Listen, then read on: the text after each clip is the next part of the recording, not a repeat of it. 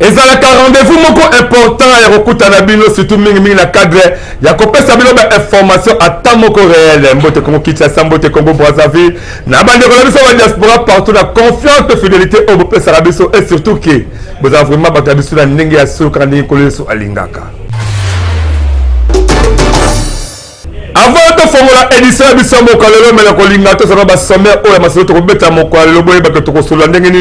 le président de la République, Félix Tshisekedi Tshilombo, Abeti Monda, pour la fondation que Bakoki kozala jamais ba dirigeant en la République démocratique du Congo pe bokota suma solo ndengeni mwana mboka Denis Kadi ba président Seni après sa précision pour la malgrado au bazali ba invalidé par rapport à l'élection le 20 décembre 2023 pe bokota suma solo ndengeni ba effet ya réchauffement climatique et déjà concerne ba dégâts lango en la République démocratique du Congo mingi kuna na mbandaka la Grand Équateur. Merci Botala Tobani d'abord édition la mission na élément auto Sabina Bassoner Bebake mwana mboka Félix Tshisekedi Tshilombo ozali président République démocratique du Congo Abeti Mondake fondeur mon côté azako mérité kozala dirigeant en la katia République démocratique du Congo toza élément on ba détail nyonso. Mwana ya Congo boye bake masolo ya ko invalider ba candidat ya ba législatif ya le 20 décembre 2023 ezakaka kobetsa mona moko ya makasi penza bondi melanga ike le président Félix Tshisekedi Tshilombo aza clair na maloba na yeke ata fondeur moko te aza ko mériter azala dirigeant na kolona communiqué de presse numéro 002/CENI/2024 oyo ezako annoncer annulation ya ba suffrage oyo ba candidat ya ba élection législative nationale pe provinciale na ba circonscription misusu et salike 82 candidats Mokoka, base la disqualifié pour la faute peu violence. Action wana bondi melangaike et la question volontaire makasi oyo ba autorité congolaise bazanango ya qualité contre faute électorale pour la garantie processus électoral moko démocratique peu transparente. Na comment ndenge seni auti cause décision ya ko disqualifié ba candidat oyo bazana mabe wana ezako la kisa signal moko ya makasi pe na détermination ya combattre la nyonso ya ba élection pe ya ko assurer légitimité ya ba représentant oyo ba koza élu pe na respect à choix au peuple congolais a poni ba mesure wana ezako la ko renforcer confiance ya peuple na système électoral donc ko sala nyonso ya mabe ezala te surtout na ba comportement oyo batu mingi ba mesala nango na ba fraude na ba mabe nyonso biso pe mbonda ekolo en tout cas totika surtout eleka kitoko yango Tobeti Sika Kambunda. Totikali kakala oye taliba élection le 20 décembre 2023 boye bake mwana mboka Moïse Katumbi Chapwe azako senga na ba congolais la résistance pacifique peut combattre la ba élection le 20 décembre 2023. Mwana ya Congo bondi melanga eke ba réaction ezaka kokoya surtout na masolo seni auti ko invalider 82 candidats. Pona mwana mboka Moïse Katumbi Chapwe azako senga na ba congolais la résistance pacifique po babandela ba élection ya le 20 décembre 2023. Abedi Simbondake décision oyo seni auti kozwa ezala ngokaka koolisa ko kima donc ezako senga ko créer commission mixte pe indépendante nenge kaka mission d'observation électorale mowe ya ba église catholique na protestante ba pesa ki makanisi wana pona ko pesa lumière na masolo ya ba irrégularité oyo ezako monana agangi na mongongo makasi ndenge ba matériel ba vote ba ko kuta yango na ba maboko ya batu oyo esengeli basala nango te et surtout que mingi bazaka ka bakanda ya majorité donc pona ye ezako pesa pe confiance te na ba vote présidentiel donc esengi ba annuler nyonso po nyonso eselemi kaka na ba bulletin de vote moko donc présidentiel législatif national pe provincial na municipal asengi na communauté interne bandi ma ba résultat oyo tepo ebimi na fraude na tricherie alingi pe lisusu ba sanctionner batu oyo bakagi bango na ba mabe nyonso wana na koloba na ye asengi démission ya mwana mboka Denis Kadima oyo azali président Seni po yende aza acteur principal ya ba irrégularité oyo etikala jamais ko salema depuis masura ba élection et banda na mokili mobimba et sali pasi personne parce que nyonso esengeli ezala démocratique mayango biso. tobetisika kambunda yo mutu oyebi ke oza ba activité no ya kitoko olingi basala reportage moko ekotika la souvenir ya bomoi na yo pesa confiance na mbonda ekolo agency.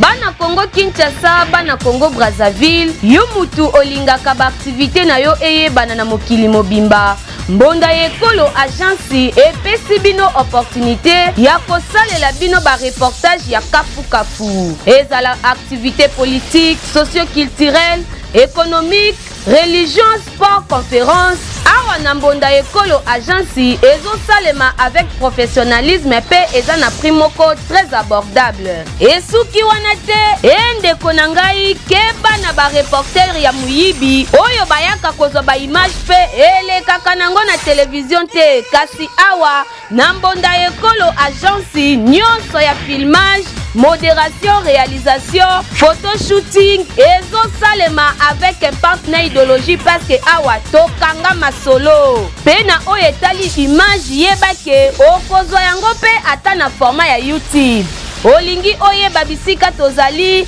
benga biso na plus 243 89 81 81 097 na bandeli lisusu na plus 243 89 81 81 097 na mbonda ekolo agence nyonso ya reportage ezosalema kitoko avec professionnalisme et yokanio. Tozali toujours na oyo etali ba élection le 20 décembre 2023 boye ba ke l'opposant Martin Fayulu Malidi pe langa molaye aza vraiment na ba doute mingi pe asegri ba élection oyo ezala vraiment ko bandela à zéro. Ndeko ya Congo boye ba ke bas scrutin il y a le 20 décembre 2023 ezakaka kobetisa mbunda nango et surtout que esangani na masolo oya seni auti ko invalider 82 candidats na ba législative pona ba fraude bondi melangai ke etiki mwana mboka Martin Fayulu indifférente pona ye bondi melangai ke akomi vraiment na baduti ya makasi pona ba élection nyonso na mboka mobimba na ba déclaration na ye oyo azakobetisa mbonda bondi melangai ke mwana mboka Martin Fayulu azakomituna soki na majinini na élection oyo eza kosangana na bulletin de vote kaka moko seni alobake kaka la législative nde eza corrompu mais présidentialité akamo même ndenge Félix Tshisekedi akoki kolonga ye na mabele na ye ya kikwiti pe na Kinshasa apesi pe ba exemple lokola ya le docteur Denis Mukwege oyo asala bisala ebele na panzi mais Félix Tshisekedi alongi ye kuna e kamwisi mwana mboka Martin Fayulu pe alobike atako tu tricherie ezalaka mais ebongaka ezala un peu professionnel ya koyeba ezake pour la Martin Fayulu ba résultat oyo eza kitoko te pe na ba grave irrégularité pe ebebisi crédibilité ya processus mobimba asengi transparence totale ya ba dépouillement pe azako exiger babandela kotanga ba voix na présence ya ba témoins nyonso bondi melangai ke azako lakisa vraiment ke nyonso esalami mabe pe esengi kaka masolo ebandela a zéro yango biso tobetisika kambunda toyebisaki bino na basondere boyebake le président eseni mwana mboka Denis Kadima apesi ba précision ndenge nini ba invalider ba candidat pe alobi ke esili te liste ezaka molai somwa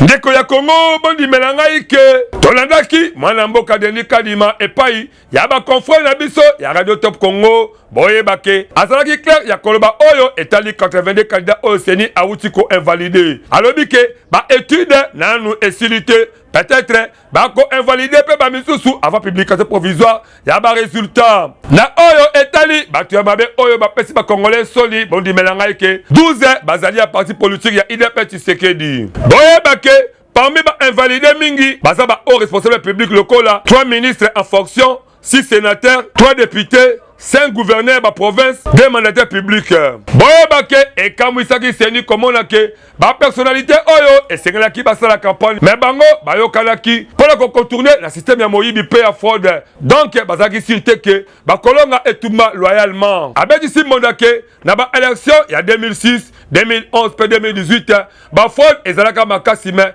tout oyo seni ya lelo bango bakosala musala kitoko ya kosanctionner bato wana ya mabe ekamwisaki même les 15 membres ya plénière komona modèle ya tricherie ya boye alobi ke tricherie wana esalamaka mingi na ba agent ya seni eno ezalaka na accord ya ba dirigeance ya centrale électorale mais baza kosala po buzoba wana esila na mitu ya ba congolais bondi melangai ke Denis Kadima alakisi ndenge basalaki po batimbela misala wana ya mabe circonscription. Bref, bazalaki bien documenté. Na oyo etali soki tricherie wana ekoki kosala ba influence na ba élection présidentielle. Bondi menanga ke Kadima alobi coup constitutionnel nde akodéterminer donc ndenge bango basali publication provisoire c'est que basi balongo déjà na masolo wana. Ya koyeba ezake soki bascore wana donc batu oyo baza invalidé ba votaki pe président de la République. Bondi menanga ke coup akodécider ya kozwa ba invalidation wana na calcul mususu avant asala publication définitive pour aloba nani azali vraiment le vrai vainqueur. Na oyo etali sanction ya batu oyo bakwena yombo. Bondi menanga ke jusque là bazana nous ba président innocent pe bazana voix ya recours na CENI avant publication provisoire ya ba résultat pe na ya coup constitutionnel la cadre ya ba contentieux électoraux. Na oyo etali ba peine to ba mano la cadre ba infraction de fraude électorale. Boye bake ekendaka tina 10 ans de prison pour falsification des documents électoraux. Boloko pe à 5 ans pour le ba oyo basomi ba vote na bisolo na ba violence ya ba intimidation pe boloko ya 3 ans pour le ba bourrage d'urne. Nyonso oyo boye bake bandeko na biso o ba otiko invalidé en tout cas basala ba risque pe mingi ba kota prison ba kende na nous la cadre ba KCC basala bilanga ta ba travaux forcés. Oyo eko permettre que ba Congolais ba sortir vraiment que état de droit ezana esika nango yango biso betisika kambonda boye ba ke coup constitutionnel azako senga na ba formation politique ba dénoncer na ba preuve ba kanyoso oyo ezali ba fraude électorale. Image pe commentaire. Ndeko ya Congo boye ba ke à travers document coup constitutionnel a outi ko bimisa procureur général azako senga na ba formation politique ba dénoncer ba preuve ba kanyoso ya ba fraude électorale. Na document yango bondi belanga ke ba dénonciation ekosalema la secrétariat ya parquet général pour la cour constitutionnelle 8 jours après publication ya ba résultat provisoire ya ba élection législative pe communale. Kaka na période oyo bondi belanga ke instance judiciaire oyo ekozala déposer la greffe ya haute cour. Il faut boye ba ke coup constitutionnel a commandé un examen, il y a une requête, il y a tout oyo, il y a un résultat provisoire, il y a une élection présidentielle, commandé lundi le 8 janvier 2024. Il y a un biso. Tobetisika Kambunda. Pour les disaki bino na sommaire boye bakeba effet à réchauffement climatique et ça déjà ko pesa passe à la République démocratique du Congo pe bande commune ya Mbandaka. Bako vraiment ne bazali ba victime nango. Mwana Congo bondi melanga ike ba effet ya réchauffement climatique et comme déjà ko sala ba action nango partout na mokili. Parmi ba effet nango boye bake mainde et comme combattant na ndenge moko ya aventure surtout mikolo oyo awa na kata République démocratique du Congo. Soki otali la cartographie okomona ke province ya Équateur est vraiment plus touché pe bisika mingi kuna le kola bamboka oyo za pena fleuve Congo nyonso eza kozinda. Et bongo soki okoti na ville ya Mbandaka bondi melanga ike okomona na bakati misusu esi ezindi pe ba conséquences eza makasi surtout na vie ya population lokola la quartier royal Bomboko Basoko na Congo wasa na ba aveni pe ba port nyonso tout monde melanga ke eza kozinda pe population ba beti simbonda po gouvernement alukela bango solution. Alors tomoni awa vraiment ezolekela biso. Cette situation dépasse notre attendement. Toutes les avenues du centre-ville sont inondées. Tous les ports sont sous les eaux. Les quartiers royaux, Bomboko, Basoko et Congo Wassa sont inondés aussi. Que le gouvernement nous vienne en aide. Pour que les biscuits misusu kaka wana na Mbandaka, il faut ozo kaka boatu na ba risque nyo se considère surtout soki pagayen ana distrait yeba ke mawa plein et bongo ba famille oyo bazangi ba moyen na esika ko batama ezate bondi melanga ike bazako laga na libanda pe mutu akosunga bango azate boye bake lokola mai etondu ti na ba quartier wana c'est que ba maladie pe ya ndenge na ndenge eza déjà présent surtout ba faux sceptique na ba wese eza ko pesa pasi. De cette fois-ci à travers toute la province c'est vraiment catastrophique parce qu'il y a eu vraiment de pertes de biens également il y a eu même des cas de noyades des enfants de moins de 5 ans qui sont tombés dans l'eau et puis ils ont été récupérés les cadavres. Nous demandons vraiment à ce que le gouvernement puisse venir en aide à la population de l'Équateur parce que les inondations de cette fois-ci auront beaucoup de conséquences à tous les niveaux, économiques, sanitaires, sociaux.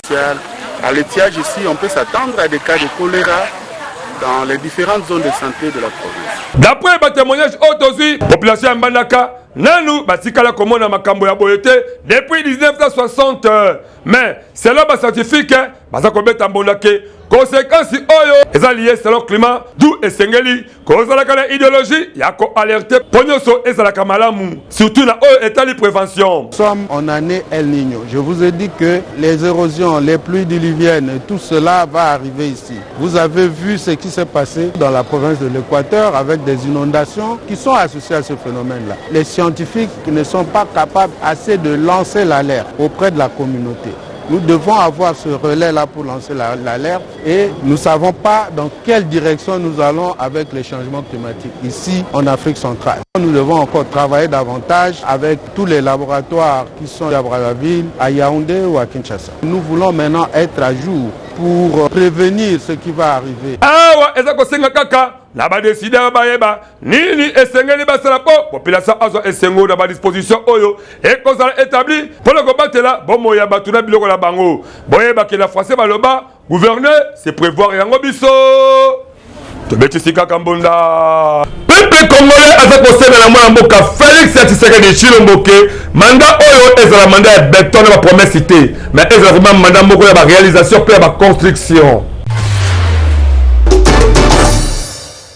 Neko ya Congo boyeba ke Congolais nyonso azala mboka mususu te à part République démocratique du Congo po yango nde ezali héritage oyo ba ancêtre batikela biso bino bandeko oyo boyebi ke botondana na bino ba passeport mibale bisatu po soki oyindisi ala Congo muke okimi okelo na poto obatami na yo mais biso ba oyo tozanga esika ko kende po Congo nde eza mboka na biso yango biso mbonda ekolo tokosenga na mokozi ya sika oyo Constitutionnel a proclamé définitivement en tout cas ce qui est consacré à mon mboka fait sur le Tshisekedi yeba ke premier kekene na yo ezalaki ya béton yango babengako fati béton mais tout oyo tokosenga vraiment ozala Félix Tshisekedi oyo mingi ya ba promesse cité ozala Félix Tshisekedi Tshilombo ya ba réalisation pe ya ba construction parce que premier kekena ezaki ya bétonnage mais tout oyo ezalande ya ba construction de manière que permettre nyonso oyo osaki na ba discours misala emonana congolais ali ya kitoko amela kitoko tala lelo oyo ata niveau ya seni elakisi ke mingi oyo basala kata ba institution mboka basala bango bato ya bisala ya mabe ya ba fraude ya ba tricherie ya ba corruption ne esala ke budget ya mboka ekele makasi te mais tout oyo tokosenga vraiment légitimité ezala kitoko po ba oyo pe ba kosala ba représentant la biso ba niveau ya ba institution ya mboka ezala vraiment batu oyo ba kosala ba kalisi ya kitoko batambola elongo na mokozi ya mboka po permettre que population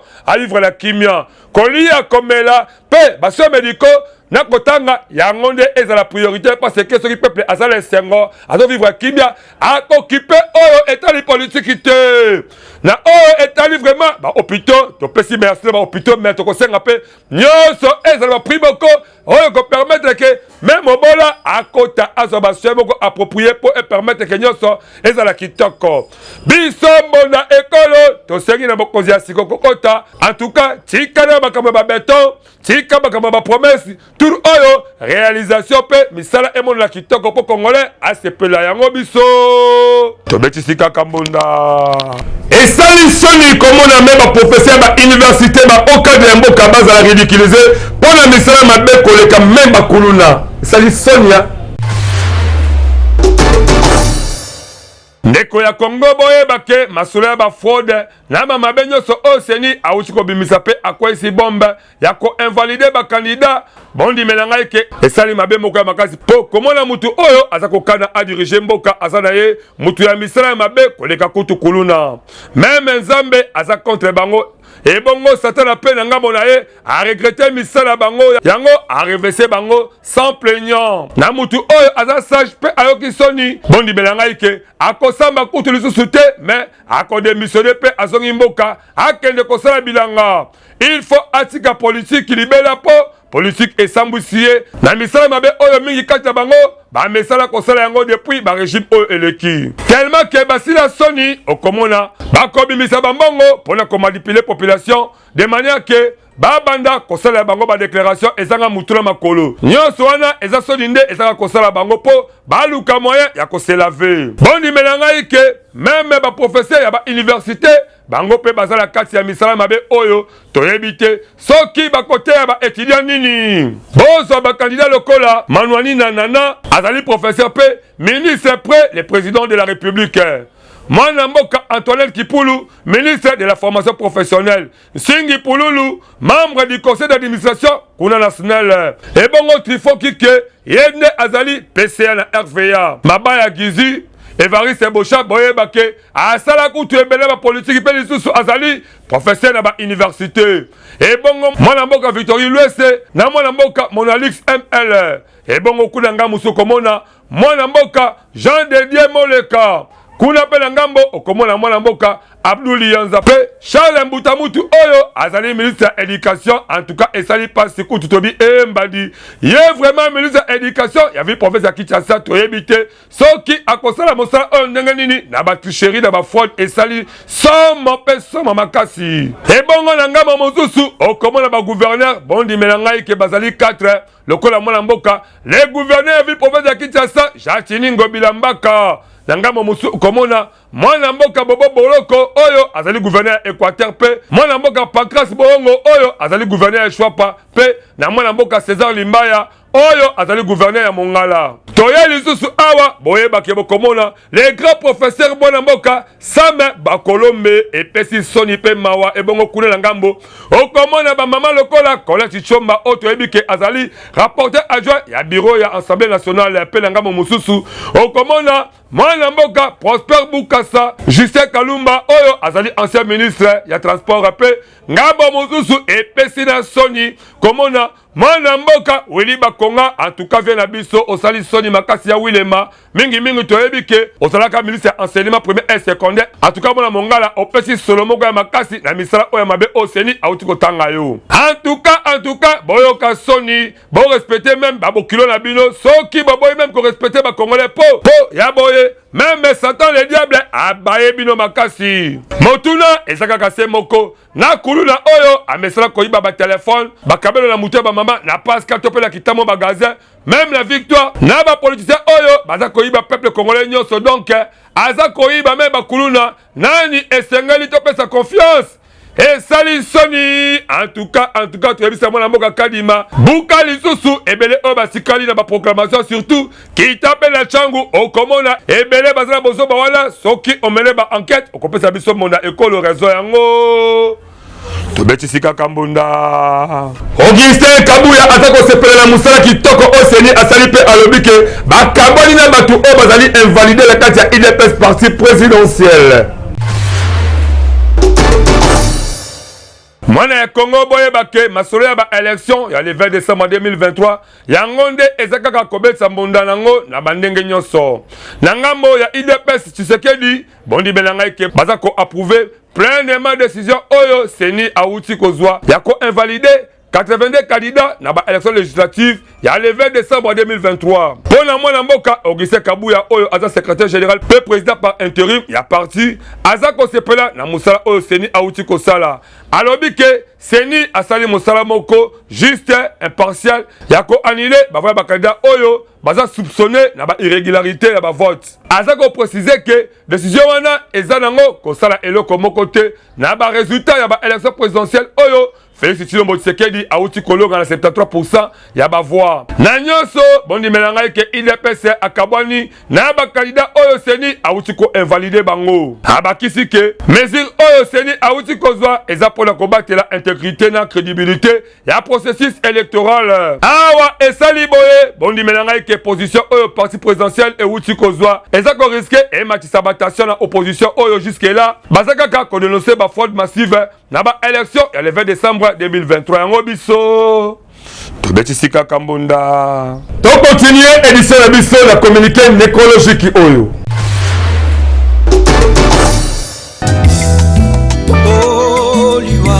communiqué nécrologique famille Munamuna azala mawa ya koyebisa na moto nyonso oyo ayebi papa Jacques Munamuna boyebake azali lisusu na bomoi te akufaki depuis le 1er janvier 2024 na accident. jusque-là matanga eza observé la résidence familiale oyo eza na avenue Baumbu numéro 140 na commune ya Kimbaseki. Ba programme ya bokundami ekopesama na mikolo oyo ezali koya. Communiqué oyo ekomela mutu nyonso oyo ayebi papa Jacques Munamuna. Biso pe mbonda ekolo toza kokabola mawa la famille biologique ya papa Jacques Munamuna po souvent azalaka pe kosala ba intervention na ba reportage na biso. Tika ete molimo na ye epe manakimia.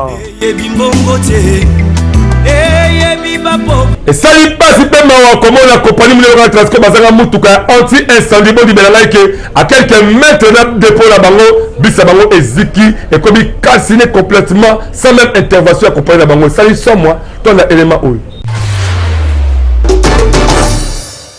Nekolanga ya Congo bota la moto o bozali komona ezali kopela mingi bokoluka botuna soki ezali nini boyebake bisi munene ya Transco oyo mingi emesala kokumba biso boyebake yango nde euti kozika incendie oyo toyebite banani vraiment bazali ba hauteur na yango nyonso oyo bondimela ngai ke esalamaki na butu mingi na masina quartier de pembeni ya bar Mbushiba ikananga o mingi bayebike ezaka référence makasi boyebake selon ba information autozi agence munene ya Transco ezalaka wana pe babis euta ba kikwit ba kwango ba masimanimba eyaka na ba client pe na biloko na bango na esikoyo bisi oyo etambola kitoko avec impact na idéologie et décharger ba kitoko na biloko na bango mais ko kamwa ba monika ka moto e bandiko pela ba ebi butuna makolo nango te pe population ebele ba kamwe mais pasi pe amawa boyebake entreprise de Transco bazaka musika tena esika o agence ezali esaka moins de 10 minutes na komi wana mais kokamwa compagnie Munelo Transco bazanga ata motuka ya incendie de manière que baya na ba intervention ya koboma moto oyo na ndenge moto ebandi na ndenge esili population bameki mais bakokila bango te en tout cas esali passe pe ma ndenge bis oyo eziki bobimba ti en tout cas ekena ngaka boye awa biso tokosenga kaka na bakozi ya mboka en tout cas bon pesa ba instruction makasi na bakozi ya Transco esengeli bazaka pe ba mituka ba incendie de manière que ba kaya boye ezaka répéter ce qui vraiment que bazali na motuka incendie de bisi oyo engaki ezikate esali mabe makasi yango biso tobetisika kambonda abakisi mvula moko kati bamvula onzambe apesa ye mwana mboka Ashgar Nouradine ozali le patron les barons bolandi munene ya mbonda ekolo magazine actualité toyebike koli yepe na ngambo na ye boyebake mwana mboka grâce ya muke mwendo kimbinga mwasi kitoko mwasi ya tayi bozenga kade bozobona bafoto wana bondi bela like happy birthday to you abakisi mvula moko kati bamvula onzambe apesa ye kolia komela eza au rendez-vous édition Mokwalolonga à l'aide de la présentation avec impact de l'idéologie mais bon ça nous dit que la semaine la bisobo et baké le président de la République moi mboka Félix Tshisekedi Tshilombo Abeti Mbonda que ba fondeur ba koki jamais pour ça ba dirigeant la kati ya mboka au République démocratique du Congo peut mettre sur ma sonnerie nini moi mboka Denis Kadi ba président la série après ma précision pour la ba invalider peut accepter nini ba effet il y a réchauffement climatique et ça dit de remettre Mbonda à la kati ya mboka Congo surtout mingi la kati ya Mbandaka. Merci les prophètes de fidélité au peuple Salabiso. Bon, continuez toujours à s'abonner massivement. La chaîne YouTube Nabiso Monda école officielle P. Bon, la activité la notre Luxembourg avec impact de l'idéologie. Mais, bon, il y a si ma caméra. Et ça dit, bon, vraiment, la Mboka Wilfried Samba et Longo. La Mboka Benjamin Kilung, la réalisation. Ça dit, bon, la Mboka Igri dans ma tête à l'aide de la présentation pour l'édition. Mon collègue, on écoutera prochainement. Ce collègue sur Azongité. Je vous aime beaucoup. Bye.